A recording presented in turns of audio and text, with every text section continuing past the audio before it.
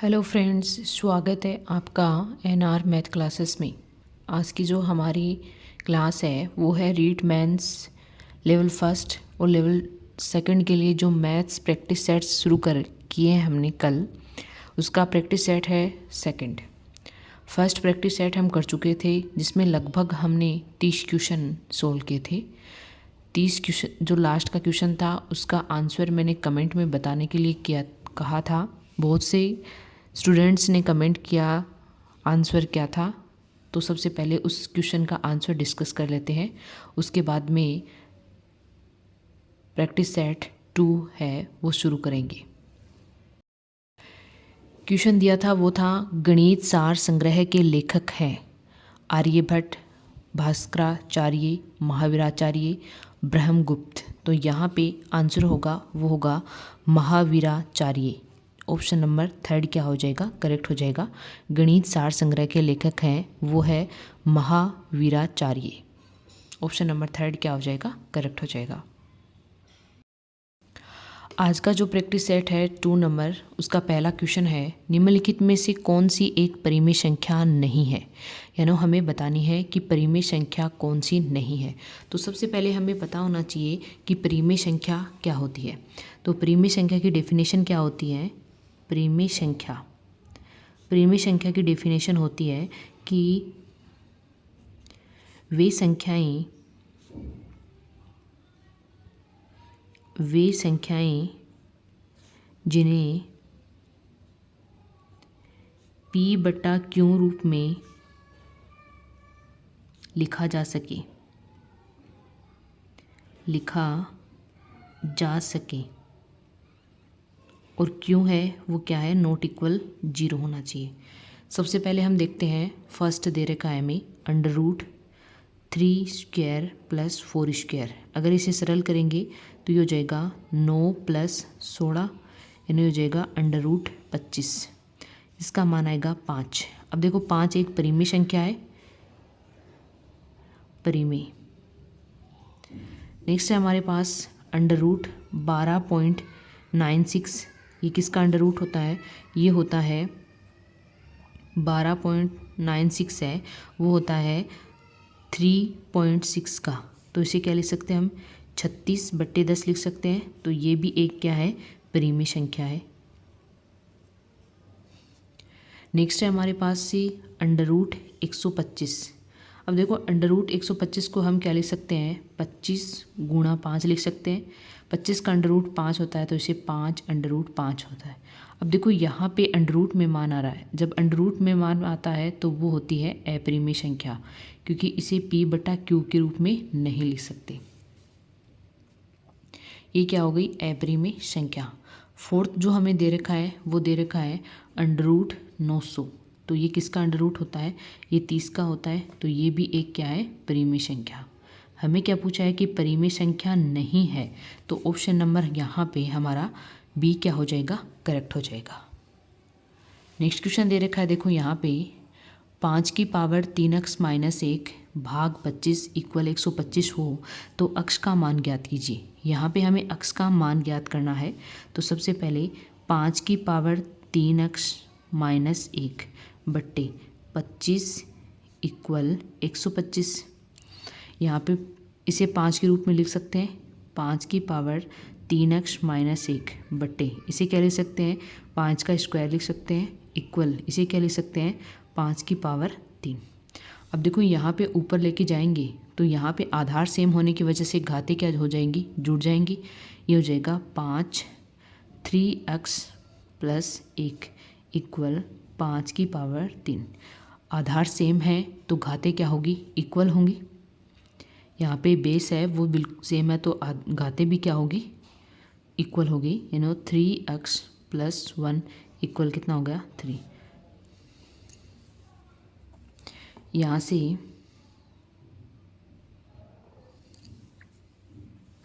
ये ऊपर जाएगा तो देखो -1 और -3, यानी कितना हो जाएगा, -3 हो जाएगा। अभी यहाँ पे -3, ये यहाँ पे -3 है। तो यहाँ से मान सरल करेंगे तो हो जाएगा 3x - 3 = 3, 3x = कितना आ गया, 6। तो अक्ष का मान यहाँ से कितना आ जाएगा, 2। ऑप्शन नंबर फर्स्ट हमारा क्या हो जाएगा, यहाँ पे करेक्ट हो जाएगा। नेक्स्ट क्वेश्चन दे रखा है, देखो बहुत ही सिंपल सा क्वेश्चन है। सबसे पहले 112 बट्टे under root 196, under root 576/12, under root 256/8 का मान होगा। यहाँ पे सबसे पहले हमें अंडर रूट को हटाना होगा। तो 112 196 किसका अंडर रूट होता है, वो होता है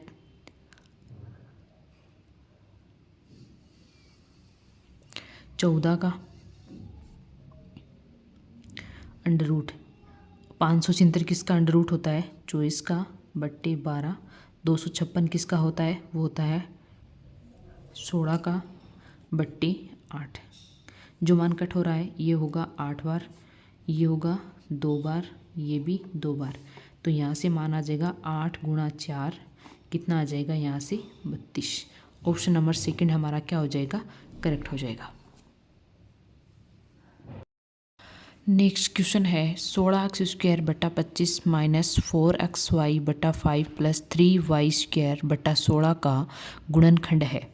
अब देखो हमें यहाँ पे गुणनखंड निकालना है। तो यहाँ पे जो हमें दे रखा है वो दे रखा है a - b का whole square equal a² - 2ab + b का स्क्वायर। यहाँ पे देखो a का मान कितना है, a का मान है वो है 4x/5 और b का मान है वो है √3y/4। अब ये मान हो गया। अब देखो यहाँ पे अगर हम रखें तो क्या मान हो जाएगा 4x/5 माइनस √3y/4 का होल स्क्वायर इक्वल किसके आएगा, देखो ये 16x² / 25 माइनस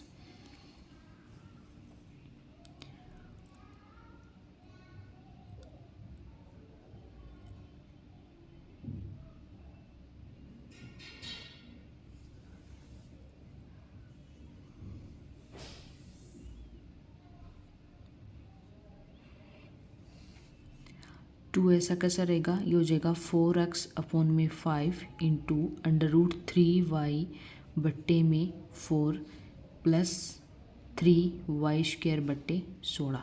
तो यहाँ से देखो कितना मान आ रहा है, 4 से 4 कैंसिल हो जाएगा। यहाँ से मान आएगा 16x² / 25 minus 2 √3y/5 plus 3y² / 16। अब देखो अगर आपको ऐसे समझ में नहीं आए तो आप ऑप्शन सरल करके देख सकते हैं। जिस ऑप्शन को गुणा करने पर अगर ये मान आ रहा है तो वही ऑप्शन क्या हो जाएगा, करेक्ट हो जाएगा। ऑप्शन नंबर 4 यहाँ पे क्या होगा, करेक्ट होगा। ये क्वेश्चन है वो 2021 में रीट में पूछा भी गया है। नेक्स्ट क्वेश्चन दे रखा है, देखो x² - 4x + 1 = 0 हो तो x की पावर 5 प्लस 1/x⁵ का मान क्या होगा। तो सबसे पहले तो हमें देखो इसको सरल कर लेते हैं, यानी x² + 1 इक्वल कितना हो जाएगा 4x। दोनों तरफ x का भाग देंगे, दोनों तरफ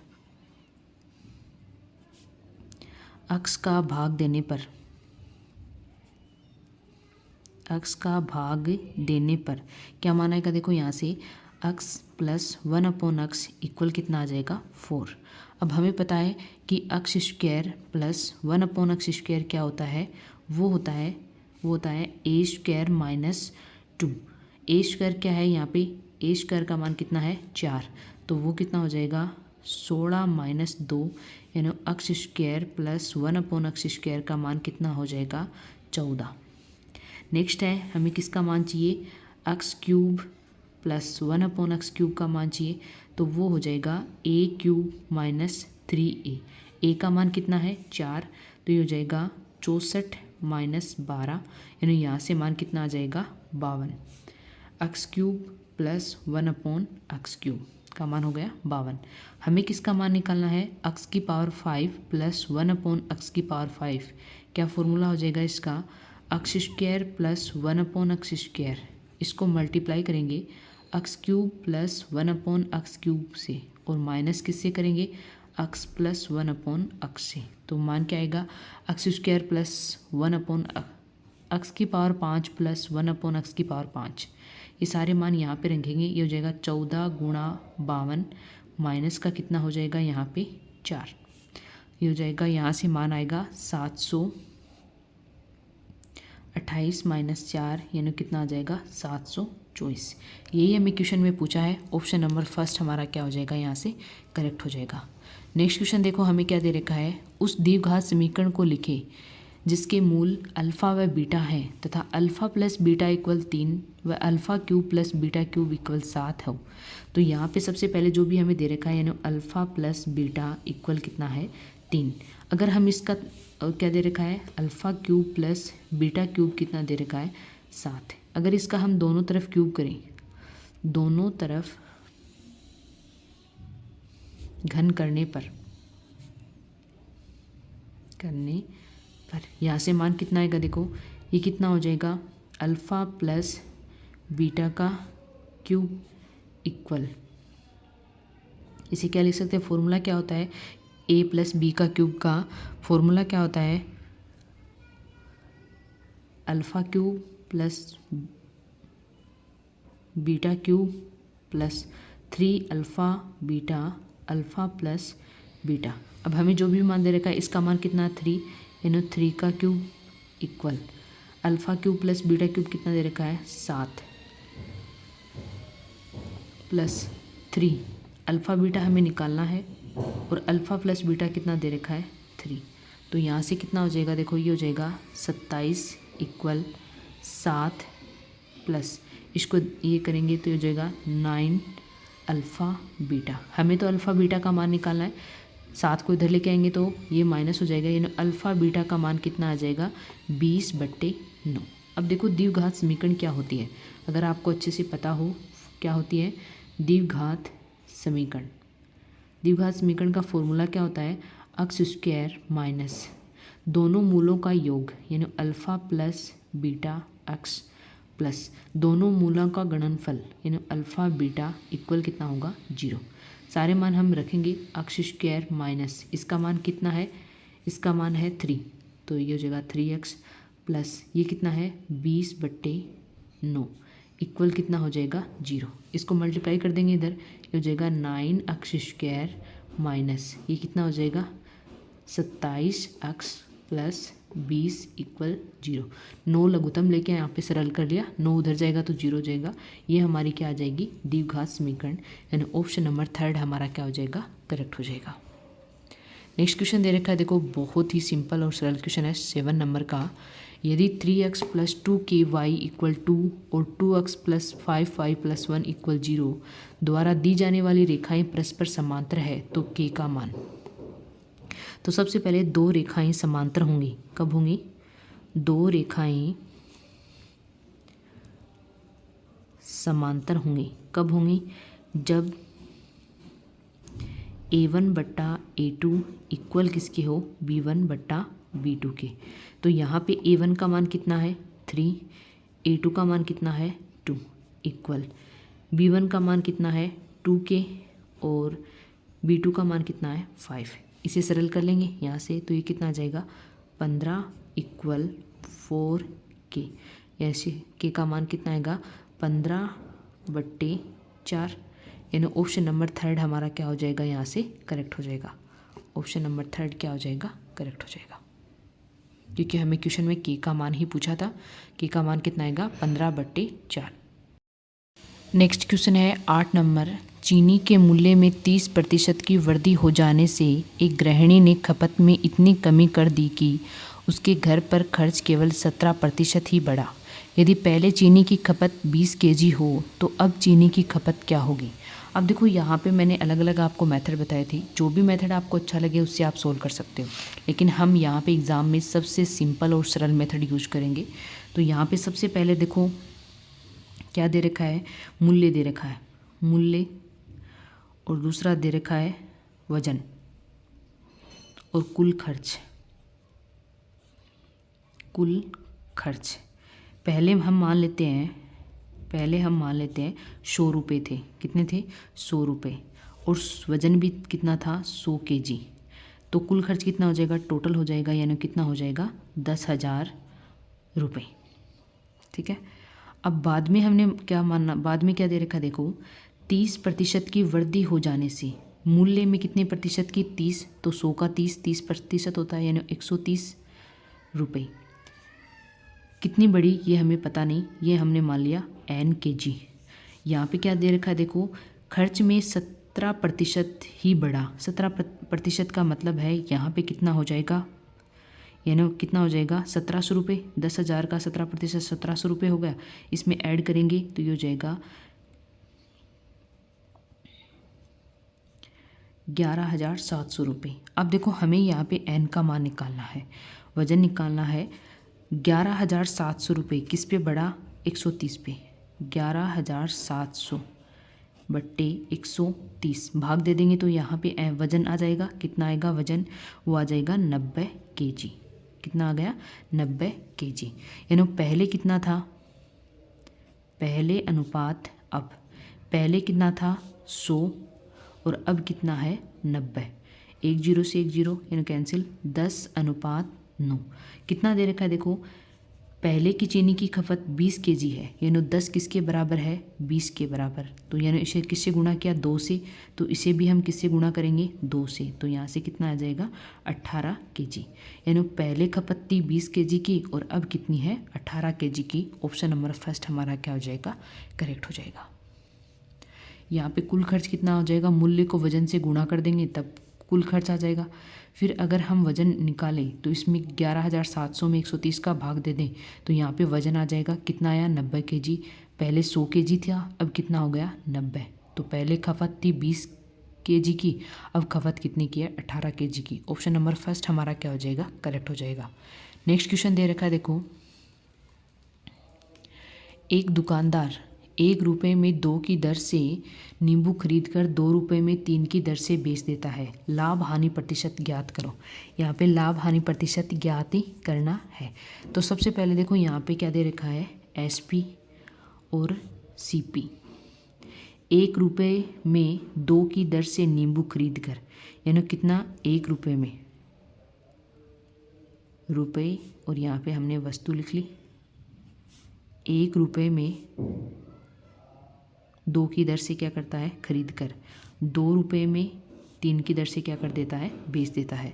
तो यहाँ पे देखो SP कितना आ जाएगा, वज्र गुणा करेंगे ये हो जाएगा 4 और CP कितना आ जाएगा 3। यानी यहाँ पर उसने 3 में खरीद कर कितने में बेची, 4 में बेची। तो यहाँ पे लाभ प्रतिशत कैसे निकालते हैं, कितने का लाभ हुआ उसको, 1 का लाभ हुआ। किस पे, CP पे। 3 बट्टे में कितना हो जाएगा 100। तो यहाँ से आ जाएगा 300 बट्टे 3, यानी मान कितना आएगा यहाँ से, 100 बट्टे 3। तो मान आएगा यहाँ से 33 सही 1/3% का उसे क्या हुआ, लाभ। ऑप्शन नंबर फर्स्ट ही हमारा क्या हो जाएगा, करेक्ट हो जाएगा। नेक्स्ट क्वेश्चन दे रखा है देखो यहाँ पे, सिंपल इंटरेस्ट का क्वेश्चन है। ये क्वेश्चन बहुत बार पूछा भी गया है, इसी टाइप का क्वेश्चन एग्जाम में पूछा भी जाएगा। कोई धनराशि साधारण ब्याज की किसी निश्चित दर से 2 वर्ष के अंत में 500 रुपये तथा 3 वर्ष के अंत में 570 रुपये हो जाती है। ब्याज की दर व मूलधन ज्ञात कीजिए। देखो 2 वर्ष का ब्याज दे रखा है, 2 वर्ष का ब्याज सिंपल इंटरेस्ट दे रखा है कितना, 500 रुपये।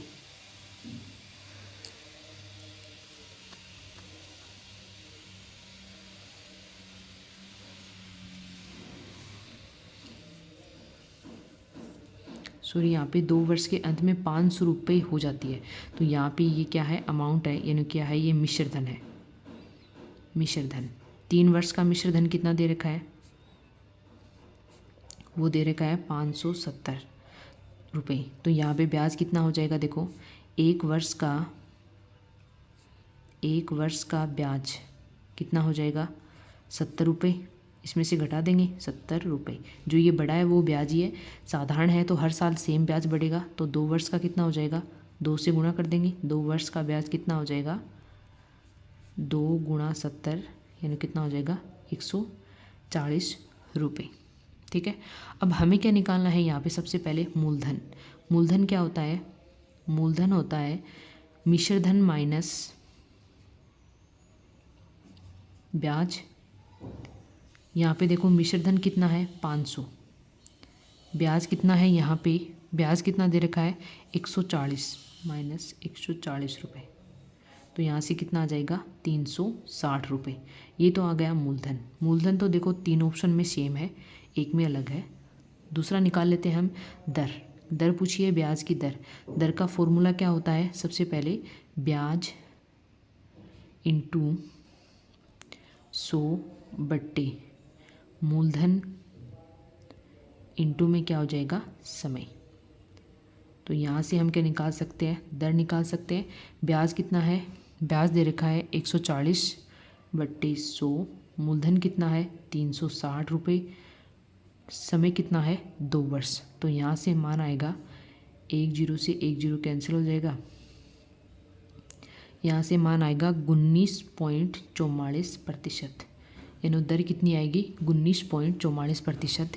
तो ऑप्शन नंबर सेकंड हमारा क्या हो जाएगा? करेक्ट हो जाएगा। आप इसे थोड़ा सरल कर लीजिएगा। 19.44 ही आपका क्या आएगा? आंसर आएगा। नेक्स्ट क्वेश्चन है 11 नंबर। किसी वार्षिक चक्रवर्ती ब्याज की दर से 2 वर्ष में कोई मूलधन स्वयं का 25/16 गुना हो जाएगा। यानी स्वयं का कितना हो जाएगा? 25/16 गुना हो जाएगा। अब देखो यहाँ पे दे रखा है कि सबसे पहले टाइम कितना दे रखा है? समय दे रखा है 2 वर्ष। 2 वर्ष दे रखा है। मूलधन स्वयं का 25/16 हो जाता है। मूलधन दे रखा है, यानी अमाउंट क्या आ जाएगा यहाँ पे?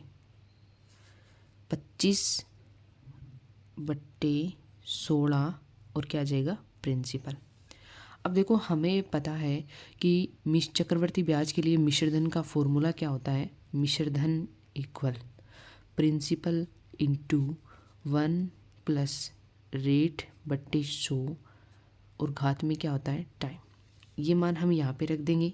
हमारे पास मिश्रधन का मान कितना है? 25/16 P equal P into 1 plus rate हमें निकालनी है। टाइम हमें कितना दे रखा है? 2 वर्ष। पी से पी क्या हो जाएगा? कैंसिल हो जाएगा। यहाँ से मान आ जाएगा 25/16 इक्वल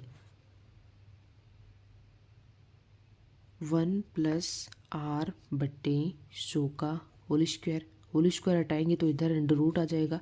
तो ये हो जाएगा 5/4 इक्वल 1 प्लस आर बट्टे 100। हमें तो यहाँ पे रेट का मान निकालना है, तो आर इसको इधर लेके आएंगे, ये माइनस का हो जाएगा। यानी 5/4 माइनस 1 इक्वल आर बट्टे 100।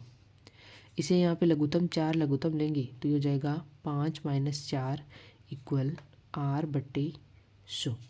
तो यहाँ से मान कितना आ जाएगा? देखो 1/4 इक्वल आर बट्टे 100। यानी रेट का मान कितना आ जाएगा? 100/4। भाग देंगे तो मान कितना आएगा? 25%। ऑप्शन नंबर डी है वो क्या हो जाएगा? करेक्ट हो जाएगा। नेक्स्ट क्वेश्चन दे रखा है, देखो 12 नंबर का क्वेश्चन दे रखा है 6, 7, 15, 17 प्रत्येक में से कम क्या जोड़ा जाए कि वे समानुपाती हो जाए। अब देखो हमें पता है कि समानुपाती कैसे लिखते हैं। 6 मान लीजिए हमने अक्स जोड़ दिया प्लस अक्स अनुपात 7 प्लस अक्स समानुपात 15 प्लस अक्स अनुपात 17 प्लस अक्स। अब समानुपात को कैसे अनुपात में अगर सरल करें तो इसे क्या लिखेंगे? 6 प्लस अक्स बट्टा 7 प्लस अक्स इक्वल किसके आएगा? 15 प्लस अक्स बट्टा 17 प्लस अक्स के।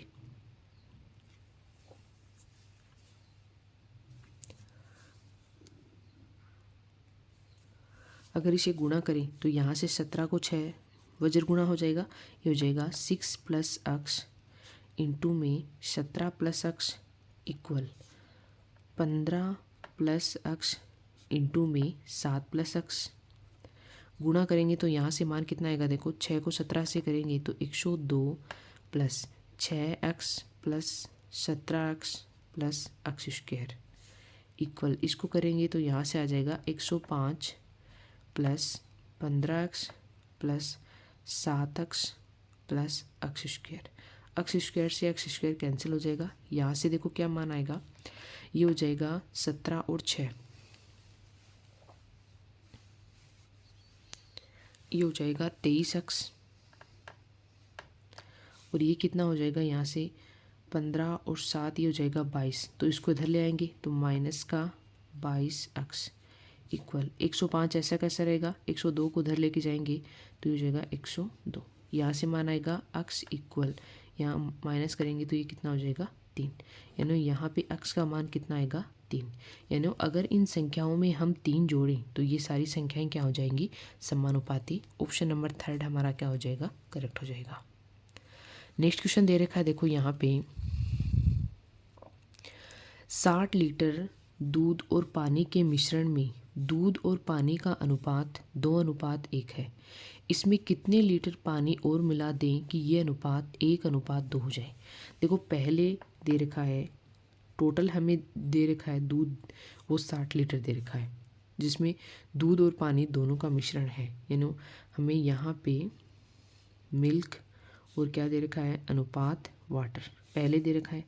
बाद में क्या दे रखा है, मिल्क और वाटर का अनुपात दे रखा है। पहले दे रखा है 2:1, यानी टोटल कितना आ गया 3। फिर कितना दे रखा है 1:2, यानी टोटल कितना आ गया 3। अब देखो इसमें 60 लीटर दूध और पानी के मिश्रण में दूध और पानी का अनुपात, यानी टोटल हमें 60 लेके आना है। तो हमें पता है कि 3 को जब हम 2 से गुणा करेंगे, 20 से गुणा करेंगे तभी तो 60 आएगा। तो ये हो गया 60। इसका मतलब है इन दोनों को भी 20 से गुणा करना होगा। गुणा 20 कितना आ जाएगा, ये आ जाएगा 20 अनुपात, इसको 20 से गुणा करेंगे तो ये कितना आ जाएगा 40। यानी पहले है वो जो हमें मिश्रण दे रखा था उसमें 40 लीटर तो क्या था दूध और 20 लीटर था कि पानी। अब ये क्या बोल रहा है कि अनुपात क्या हो गया उल्टा, लेकिन यहाँ पे देखो मिश्रण तो बिल्कुल सेम ही रहेगा। मिश्रण तो क्या रहेगा, बिल्कुल सेम ही रहेगा। यानी जो मिल्क है वो बिल्कुल सेम रहेगा, मिल्क है वो तो बिल्कुल सेम रहेगा। यानी यहाँ पे पानी तो मिला ना, पानी और मिला दे तो मिल्क सेम रहेगा। इसका मतलब पहले मिल्क कितना था 40, तो 1 को हम किससे गुणा करना पड़ेगा 40 से, 40 से गुणा पड़ेगा तो ये आ गया 40 अनुपात। 2 को भी हम क्या करेंगे, सेम चीज़ से मल्टीप्लाई करना है अनुपात में, तो इसको भी किससे मल्टीप्लाई करेंगे 40 से, तो ये कितना हो जाएगा 80। यानी पहले पानी कितना था, पहले पानी 20 लीटर था, बाद में पानी कितना हो गया 80 लीटर हो गया। तो कितना लीटर पानी और मिलाया, यानी मिलाए गए पानी की मात्रा, मिलाए गए पानी की मात्रा कितनी हो जाएगी 80 - 20 कितनी हो जाएगी 60 लीटर। यानी ऑप्शन नंबर हमारा यहाँ पे फर्स्ट क्या हो जाएगा, करेक्ट हो जाएगा। 60 लीटर और पानी में ले आने पर अनुपात कितना हो जाएगा 1:2। नेक्स्ट क्वेश्चन है 14 नंबर, दिए गए चित्र से सत्ते छांटिए। यानी हमें यहाँ पे सत्ते छांटना है। देखो यहाँ पे हमें क्या दे रखा है कि एल है वो समांतर है एम के, यानी पैरेलल है दोनों एम और एल और एम। अब हमें पता है देखो एक तिरछी रेखा इसे क्या कर रही है, काट रही है। पहला कथन क्या दे रखा है, देखो कोण 1 व कोण 7, यानी कोण 1 तो ये रहा और कोण 7 ये है रहा, तो ये अंतः एकांतर कोण है। देखो यहाँ पे बताया भी था कि जब दो समांतर रेखाओं को एक तिरछी रेखाएं काटती है तो ये वाला कोण, जैसे ये हो गया एक और ये हो गया दूसरा कोण,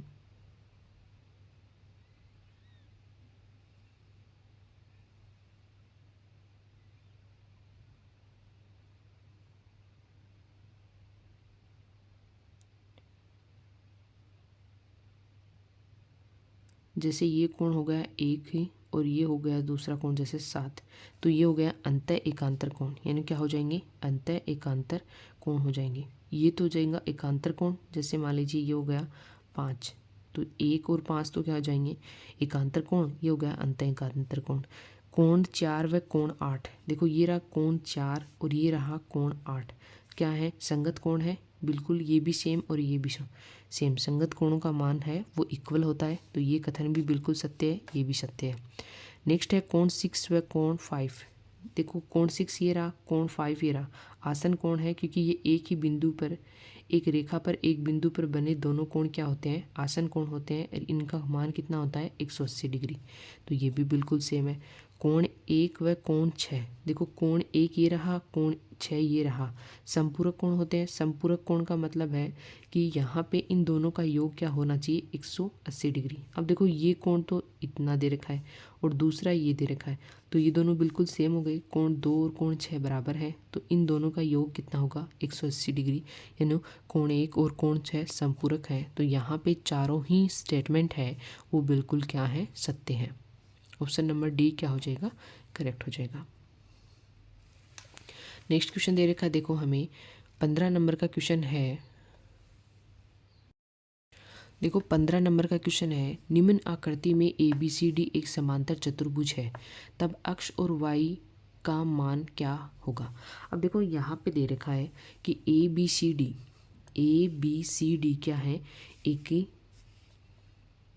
समांतर भुजाएं होगी। AB समांतर किसके है, CD के, क्योंकि समांतर चतुर्भुज में चारों भुजाएं एक दूसरे के क्या होती है, समांतर होती है। जैसे AB समांतर है CD के और BC समांतर है AD के, यानी AB समांतर है CD के एंड दूसरी क्या है, दूसरी है AD समांतर है BC के।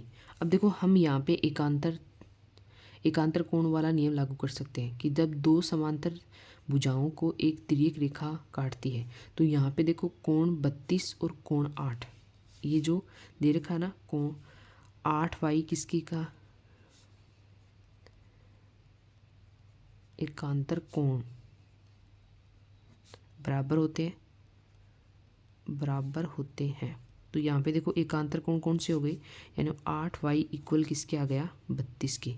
दूसरा यहाँ पे 7 अक्ष किसके इक्वल आ जाएगा, 42 के। 7 अक्ष इक्वल किसके आ गया, 42 के।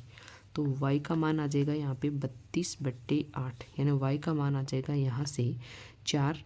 दूसरा यहाँ से अक्ष को सरल करेंगे तो अक्ष का मान आ जाएगा 42/7।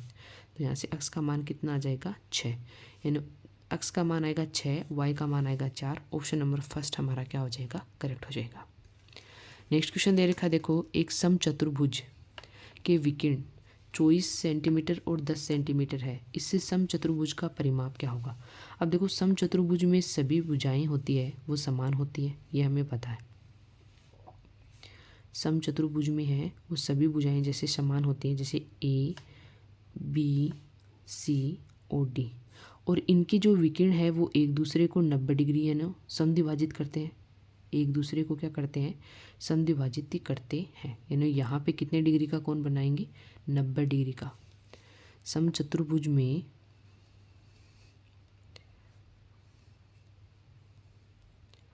समचतुर्भुज की दोनों विकर्ण जैसे एक तो कौन सी हो गई, AC, दूसरी हो गई BD। AC तथा BD एक दूसरे को समद्विभाजित करती है, समद्विभाजित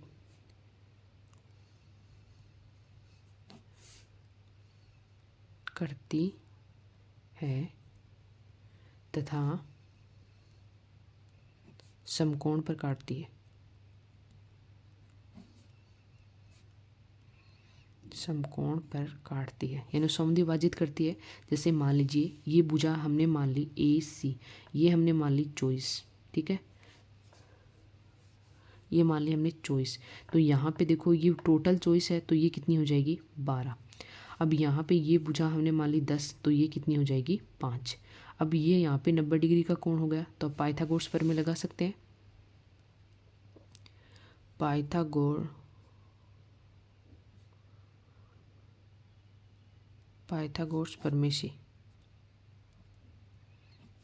प्रमेय से क्या हो जाएगा, पाइथागोरस प्रमेय से क्या हो जाएगा, यहाँ पे देखो हम भुजा निकाल सकते हैं, यानी AB निकाल सकते हैं, तभी तो परिमाप निकाल पाएंगे। तो AB निकालेंगे तो पाइथागोरस प्रमेय से क्या हो जाएगा, यहाँ पे 90 डिग्री के सामने यानी भुजा AB का स्क्वायर इक्वल कितना हो जाएगा, 12 का स्क्वायर प्लस लंब का स्क्वायर प्लस आधार का स्क्वायर होता है, तो ये हो जाएगा 5 का स्क्वायर। यानी ए बी का मान यहाँ से कितना आएगा, वो आएगा √144 प्लस 25, यानी कितना आएगा 169। ये किसका अंडर रूट होता है, 13 सेंटीमीटर। यानी भुजा कितनी आ गई, 13 सेंटीमीटर आ गई। ठीक है, अब एक भुजा 13 सेंटीमीटर है, तो हमें पता है समचतुर्भुज की सभी भुजाएं बराबर होती है, तो परिमाप कितना हो जाएगा, परिमाप वो हो जाएगा 4 गुणा भुजा, तो यहाँ से माना जाएगा 4 गुणा 13, यानी कितना आ जाएगा 52 सेंटीमीटर। ऑप्शन नंबर 4 करेक्ट हो जाएगा यहाँ पे।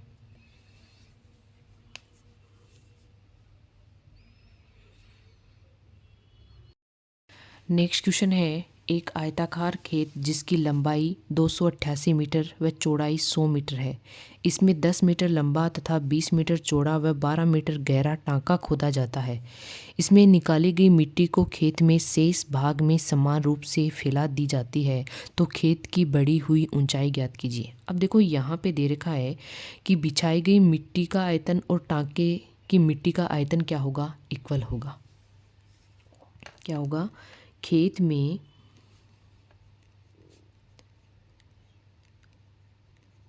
बिछाई गई, क्योंकि सेम मिट्टी है, कि मिट्टी का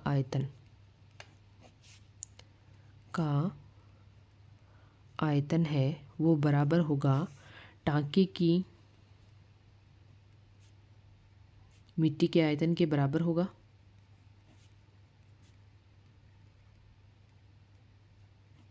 अब देखो खेत में बिछाई गई मिट्टी का आयतन आयताकार है, आयताकार खेत है, तो सबसे पहले खेत का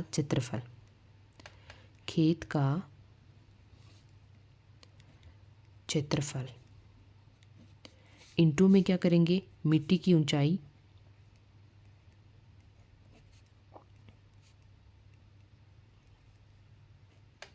इक्वल क्या हो जाएगा, यहाँ पे देखो इक्वल हो जाएगा यहाँ पे जो टांके का आयतन है, टांके का आयतन, मिट्टी का आयतन क्या हो जाएगा, लंबाई गुणा चौड़ाई गुणा ऊंचाई।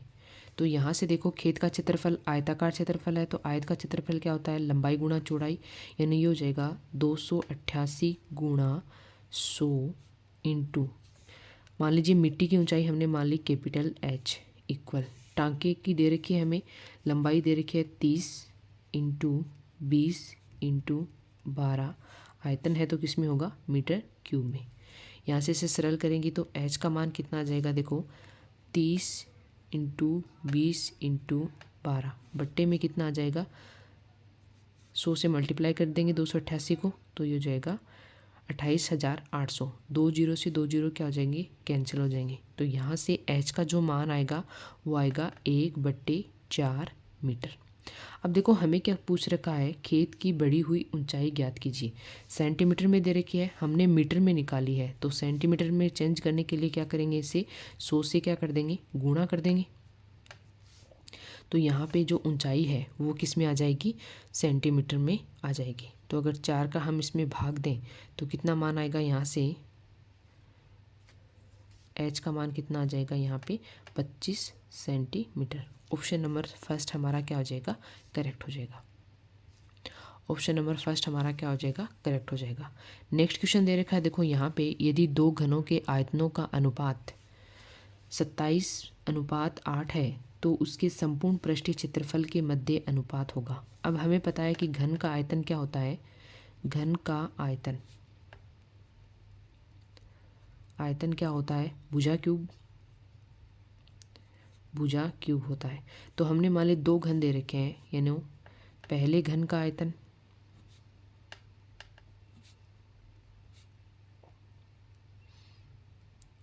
हमने मान लिया A1 क्यूब, दूसरे घन का आयतन हमने मान लिया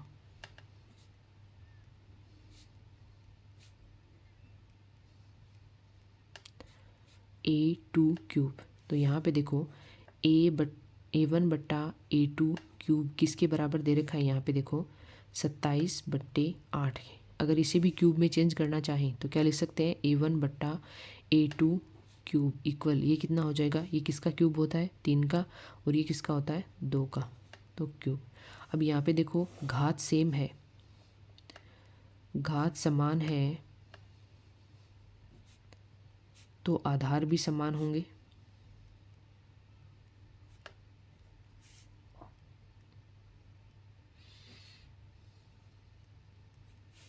यानी A1 बट्टा A2 इक्वल किसके आ गया, 3/2 के।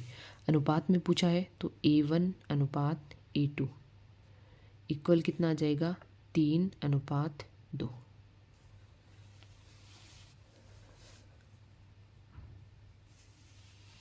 यानी ऑप्शन नंबर यहाँ पे क्या हो जाएगा, थर्ड क्या हो जाएगा, करेक्ट हो जाएगा। नेक्स्ट क्वेश्चन है, देखो यहाँ पे एक बेलन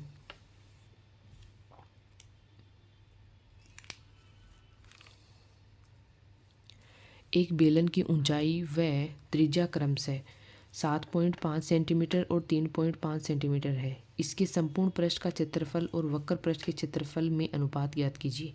सबसे पहले तो हमें बेलन की क्या दे रखी है, बेलन की ऊंचाई कितनी दे रखी है, ऊंचाई यानी एस दे रखा है कितना, 7.5 सेंटीमीटर।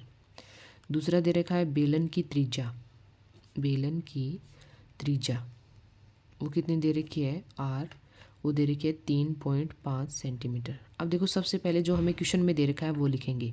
तो बेलन का संपूर्ण पृष्ठीय क्षेत्रफल, बेलन का संपूर्ण पृष्ठीय क्षेत्रफल बट्टे बेलन का वक्र पृष्ठीय क्षेत्रफल,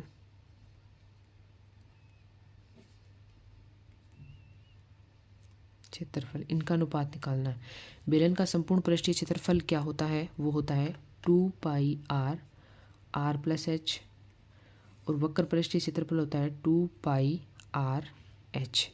2 पाई आर से 2 पाई आर कैंसिल हो जाएगा। यहाँ पे हमें जो मान दे रखा है वो लिखेंगे। आर का मान दे रखा है 3.5 प्लस 7.5 बट्टे में कितना दे रखा है, 7.5। ये कितना हो जाएगा, यहाँ से ये हो जाएगा 11/7.5।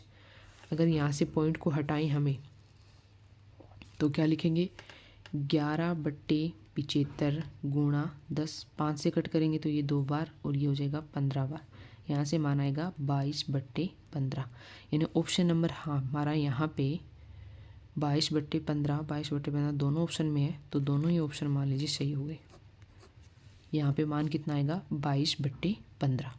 ऑप्शन नंबर थोड़ा मिस्टेक हो गया होगा, यहाँ पे सेम लिख दिए दोनों, लेकिन आंसर क्या आएगा, 22/15। नेक्स्ट क्वेश्चन है, एक शंकु के आकार के बर्तन की त्रिज्या 10 सेंटीमीटर और ऊंचाई 18 सेंटीमीटर है। ये पानी से पूरा भरा हुआ है। इसे 5 सेंटीमीटर त्रिज्या के एक बेलनाकार बर्तन में उड़ेला जाता है। बेलनाकार बर्तन में पानी की ऊंचाई ज्ञात कीजिए। अब देखो यहाँ पे एक तो दे रखा है शंकु, ठीक है, एक तो दे रखा है यहाँ पे शंकु। इसमें से पानी को किस में उड़ेला जाता है, एक बेलनाकार बर्तन में उड़ेला जाता है, ठीक है। इस प्रकार से यहाँ से बेलनाकार बर्तन में उड़ेला जाता है। अब देखो क्या क्या दे रखा है, त्रिज्या दे रखी है हमें 10 सेंटीमीटर, बेलनाकार बर्तन की त्रिज्या दे रखी है 10 सेंटीमीटर, तो टोटल कितना हो गया 20। ऊंचाई दे रखी है, यानी यहाँ से लेकर यहाँ तक की ऊंचाई दे रखी है यहाँ पे 18 सेंटीमीटर। दूसरा है बेलनाकार बर्तन की त्रिज्या, यानी ये दे रखी है हमें यहाँ पे टोटल दे रखी है 10। तो यहाँ पे देखो हमें ऊंचाई पूछी है कि ऊंचाई कहाँ तक आ जाएगी पानी की। मान लीजिए ये ऊंचाई हो गई h, तो ये हमें क्या करना है, निकालना है। तो सबसे पहले जो दे रखा है वो लिखते हैं शंकु की त्रिज्या। शंकु की त्रिज्या कितनी दे रखी है हमें, 10 सेंटीमीटर। दूसरा दे रखा है शंकु की ऊंचाई, वो कितनी दे रखी है हमें यहाँ पे 18 सेंटीमीटर। तो सबसे पहले शंकु का आयतन निकालेंगे, क्योंकि वो बेलनाकार आयतन के बराबर आएगा। तो शंकु का आयतन कितना होता है, 1/3 पाई आर स्क्वायर एच। ये हो जाएगा 1/3 पाई। ऐसा कैसे रहेगा, आर का मान कितना है 10 गुणा 10, आज का मान है 18। इसे सरल करेंगे तो ये कट जाएगा 6 बार, यानी मान आएगा 600 पाई। ठीक है, यहाँ पे क्यूब में आएगा, आयतन है तो। अब बेलन का देखें, बेलन की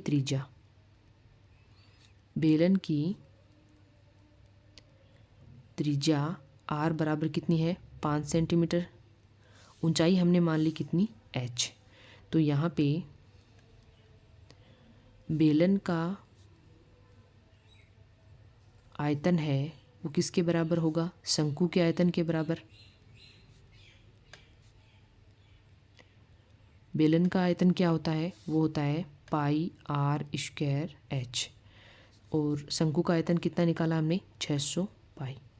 पाई से पाई कैंसिल हो जाएगा, एच का मान निकालना है तो यहाँ से आएगा 600 बट्टे आर। आर का मान हमें दे रखा है 5, तो हो जाएगा 5 गुणा 5, यानी एच का मान यहाँ से हमारे पास कितना आएगा 24 सेंटीमीटर। तो यहाँ पे हमें एच ही पूछा था कि यहाँ पे जो बेलनाकार बर्तन है इसमें पानी की ऊंचाई कितनी होगी, वो होगी 24 सेंटीमीटर। ऑप्शन नंबर 3 क्या हो जाएगा, करेक्ट हो जाएगा। नेक्स्ट क्वेश्चन दे रखा है, देखो यहाँ पे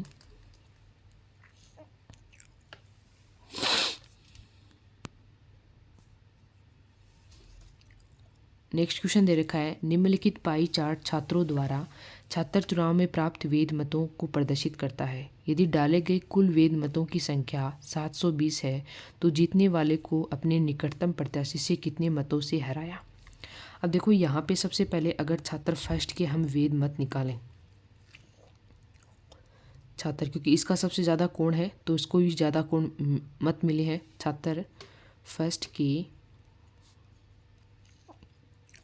वेद मतों की संख्या कैसे निकालेंगे, ये वेद मतों की संख्या वो हो जाएगी, कितने मिले हैं इसे 360, टोटल कोण कितना है 360, इसमें से कितना मिला है इसे 120, इंटू टोटल कितना दे रखा है 720, तो इसे कैंसिल करेंगे तो ये 2 बार हो जाएगा, तो यहाँ से मान आएगा 240 मत। अब देखो उसने पूछा है कि निकटतम प्रत्याशी को कितने मत मिले हैं। अब देखो निकटतम प्रत्याशी, जीतने वाले को अपने निकटतम प्रत्याशी से कितने मत मिले हैं। अब देखो निकटतम तो छात्र 4 भी है और छात्र 2 भी है इसमें, तो हम यहाँ पे छात्र 2 के निकालें, छात्र 2 के वेद मत, तो वो कितने हो जाएंगे, इसे 360 में से कितने मिले हैं 60, इंटू में कितना हो जाएगा,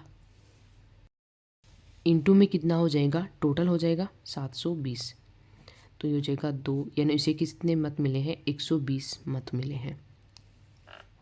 अगर छात्र 4 के निकालें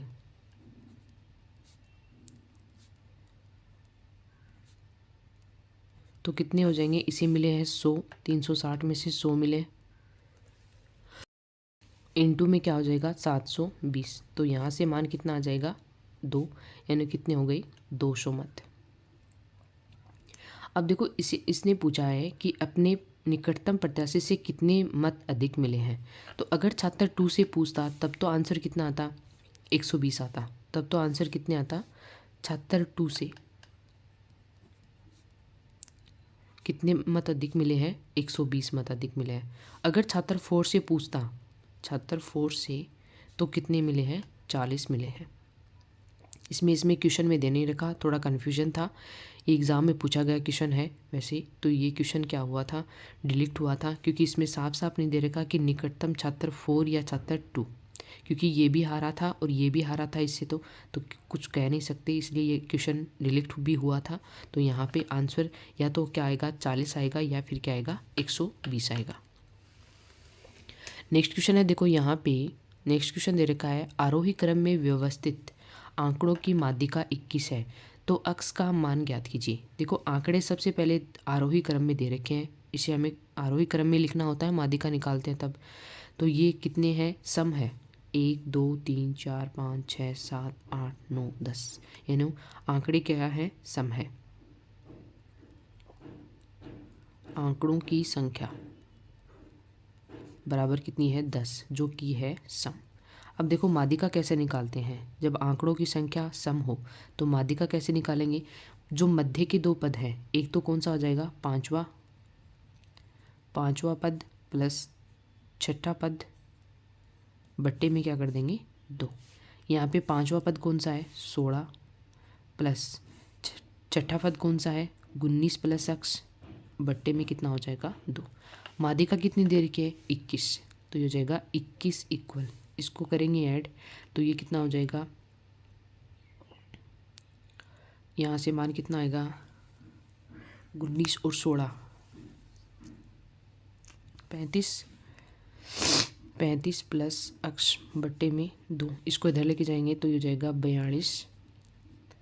35 प्लस x, तो यहाँ से x का मान आ जाएगा 42 माइनस 35 यानी कितना आ जाएगा 7। ऑप्शन नंबर 4 क्या हो जाएगा यहाँ पे करेक्ट हो जाएगा। नेक्स्ट क्वेश्चन है 23 नंबर, यदि ए बी सी का माध्य m1 तथा a square b square c square का माध्य m2 हो तो ए बी बी सी तथा सी ए का माध्य क्या होगा। अब देखो हमें पता है माध्य कैसे निकालते हैं कि सभी संख्याओं को जोड़कर जितनी भी संख्याएं हैं उनका भाग देते हैं। तो यहाँ से देखो a प्लस बी प्लस सी बट्टा 3 किसके बराबर है, माध्य किसके बराबर है m1 के। यहाँ से सरल करेंगे a plus b plus c equal हो जाएगा 3m1। ऐसे ही a square plus b square plus c square का माध्य क्या हो जाएगा 3m2। ठीक है, अब हमें देखो हमें पता है कि फॉर्मूला क्या होता है, a plus b plus c का स्क्वायर क्या होता है, वो होता है a square plus b square plus c square plus 2ab plus b c plus c a. ठीक है, यहाँ पे हमारे पास सारे मान है वो मान रखेंगे, ये हो जाएगा 3m1 square equal a square plus b square plus c square का मान है 3m2 plus 2ab plus b c plus c a. अब देखो यहाँ पे a b plus b c plus c a का मान निकाल सकते हैं, इसको इधर ले आएंगे तो ये हो जाएगा 3m1 का होल स्क्वायर माइनस 3m2, ये हो जाएगा डिवाइड में 2 इक्वल क्या आ जाएगा a b plus b c plus c ए।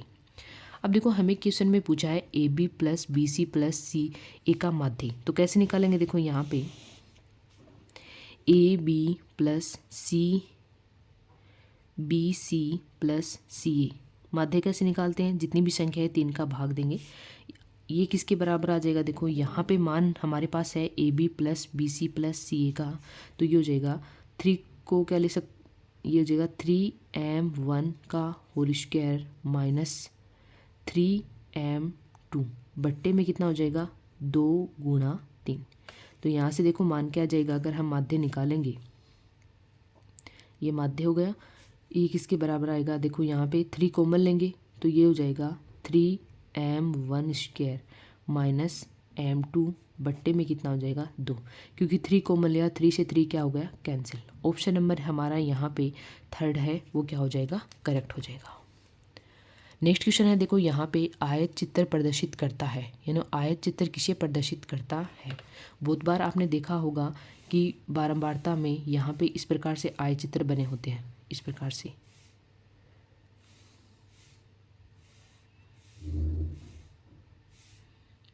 से आयत चित्र बने होते हैं, तो वो किसको प्रदर्शित करते हैं, वो करते हैं असतत वर्गीकृत बारंबारता बंटन को नहीं, अवर्गीकृत बारंबारता बंटन को नहीं, वो करते हैं सिर्फ सतत वर्गीकृत बारंबारता बंटन को। ऑप्शन नंबर 3 क्या हो जाएगा करेक्ट हो जाएगा।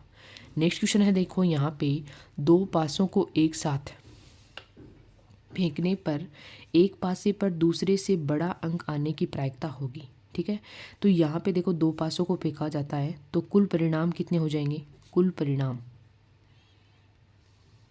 कितने हो जाएंगे 6 गुणा 6 कितने हो जाएंगे 36। अब देखो हमें पता है परिणाम क्या होते हैं, एक तो होता है 1 1, एक होता है 1 2 1 3 1 4 1 5 और एक होता है 1 6। दूसरा होता है 2 1 2 2 2 3 2 4 2 5 और 2 6। तीसरा होता है 3 1 3 2 3 3 3 4 3 5 और 3 6। ऐसे ही 4 1 4 2 4 3, 4 4, 4 5 और 4 6। दूसरा होता है 5 1, 5 2, 5 3, 5 4, 5 5 और 5 6। एक होता है 6 1, 6 2, 6 3, 6 4, 6 5 और 6 6। ये कुल परिणाम हो गए हमारे कितने 36। अब देखो हमें अनुकूल परिणाम निकालने हैं। अनुकूल परिणाम है जो क्वेश्चन में दे रखे हैं। अनुकूल परिणाम यानी एक पासे की जो संख्या है वो दूसरे से क्या होनी चाहिए, बड़ी होनी चाहिए। अब देखो यहाँ पे है, अगर हम देखें तो यहाँ पे कितनी हो जाएगी टोटल हमारी, यहाँ पे देखो ये है 2 1, ये बड़ी है। ऐसे ही 3 1 इससे बड़ी है, यानी 1 2 3 4 5 6 7 8 9 10 11 12 13 14 15, यानी कुल परिणाम कितने हो गए 15। तो यहाँ पे प्रायिकता कैसे निकालेंगे, अनुकूल परिणाम बट्टे कुल परिणाम। प्रायिकता क्या होती है, प्रायिकता कैसे निकालेंगे यहाँ पे, अनुकूल परिणाम बट्टे कुल परिणाम। तो यहाँ से मान आ जाएगा 5/12, यानी ऑप्शन नंबर सेकंड हमारा क्या हो जाएगा, करेक्ट हो जाएगा। नेक्स्ट जो क्वेश्चन है वो है टीचिंग मेथड का। एक अच्छा गणितज्ञ होने के लिए ज़रूरी होता है, क्या क्या ज़रूरी होता है, एक अच्छा गणित का टीचर होने के लिए क्या क्या ज़रूरी होता है। सवालों के उत्तर देने की तकनीक में निपुणता हो, अधिकतर सूत्रों को याद करता हो। देखो याद करना रटना तो गणितज्ञ की उसका गुण होना ही नहीं चाहिए, ये तो गलत है। बहुत जल्दी सवालों को हल करना, सभी अवधारणाओं को समझना, लागू करना और उसमें संबंध बनाना। देखो सभी अवधारणाओं को समझना सबसे बेस्ट ऑप्शन है 4 नंबर। बहुत जल्दी सवालों को हल करना, ये तो उसमें गुण होना ही चाहिए। सवालों को उत्तर देने की तकनीकी में निपुणता भी उसमें होनी चाहिए। लेकिन सबसे अगर बेस्ट आंसर आप चुनेंगे तो सभी अवधारणाओं को समझना, लागू करना और उसमें संबंध बनाना ही एक अच्छे गणितज्ञ की क्या होती है, पहचान होती है। तो ऑप्शन नंबर 4 हमारा क्या हो जाएगा, यहाँ पे करेक्ट हो जाएगा। नेक्स्ट क्वेश्चन है, देखो यहाँ पे निम्नलिखित में से किस गणितीय शिक्षण विधि में प्रक्रिया के छोटे छोटे भागों को मिलाकर एक संयुक्त इकाई के रूप में प्रस्तुत किया जाता है। अब देखो विश्लेषण विधि है, सबसे पहले विश्लेषण विधि में क्या किया जाता है, छोटे छोटे टुकड़ों में बांटा जाता है, छोटे छोटे भागों में बांटा जाता है इसमें तो ये तो होगी नहीं। दूसरा है प्रयोगशाला विधि। प्रयोगशाला विधि में प्रयोग करके विद्यार्थी स्वयं से सीखता है, स्वयं करके सीखता है टीचर की मदद से। आगमन विधि में क्या होता है, उदाहरण से क्या होता है, फॉर्मूला क्या होता है, उदाहरण से सूत्र की ओर जाते हैं। थर्ड है संश्लेषण विधि। संश्लेषण विधि इसका बेस्ट ऑप्शन है। संश्लेषण विधि में क्या किया जाता है, छोटे छोटे भागों को मिलाकर संयुक्त इकाई बनाई जाती है, संयुक्त इकाई बनाई जाती है। तो यहाँ पे ऑप्शन नंबर 4 हमारा क्या हो जाएगा, करेक्ट हो जाएगा। नेक्स्ट क्वेश्चन है, देखो यहाँ पे प्रमाण से प्रत्यक्ष की ओर किस शिक्षण विधि से संबंधित है।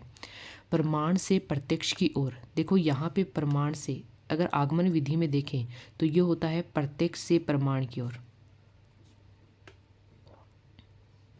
निगमन विधि में होता है प्रमाण से प्रत्यक्ष की ओर। और प्रयोगशाला विधि में प्रयोग करके ही स्टूडेंट सीखता है। विश्लेषण विधि मैंने बता दिया, छोटे छोटे भागों में सबसे पहले उसे बांटा जाता है, उसके बाद में उसे समझकर सही सरल किया जाता है। तो यहाँ पे ऑप्शन नंबर सेकंड हमारा क्या हो जाएगा, करेक्ट हो जाएगा। नेक्स्ट क्वेश्चन है, स्वयं सीखने की विधि गणित में किस अन्य नाम से जाना जाता है। स्वयं सीखने की विधि, देखो समस्या समाधान विधि, लेख विधि, व्याख्यान विधि, बल्कि अन्वेषण विधि में ऑप्शन सेकंड करेक्ट हो जाएगा। ऑप्शन करेक्ट सेकंड है, उसमें विद्यार्थी स्वयं करके सीखता है, विद्यार्थी स्वयं सीखने सीखते हैं। तो वो हो गई अन्वेषण विधि। नेक्स्ट क्वेश्चन है हमारा, देखो यहाँ पे, निम्नलिखित में से कौन सा शिक्षण सूत्र निगमन विधि से संबंधित नहीं है? सामान्य से विशिष्ट की ओर, सेकंड है नियम से उदाहरण की ओर, सूक्ष्म से स्थूल की ओर, और जो फोर्थ ऑप्शन है वो है अज्ञात से ज्ञात की ओर। ये क्वेश्चन आपके लिए होमवर्क है, इसे आप कमेंट में इसका आंसर ज़रूर बताइएगा। नेक्स्ट क्लास में हम इसका आंसर डिस्कस करेंगे। अगर आपको वीडियो अच्छा लगे तो लाइक शेयर सब्सक्राइब जरूर कीजिएगा। Thank you so much. अगर आपको इनके नोट्स की PDF चाहिए तो आप टेलीग्राम चैनल को ज्वाइन कर सकते हैं। Thank you so much. मिलते हैं नेक्स्ट प्रैक्टिस सेट में।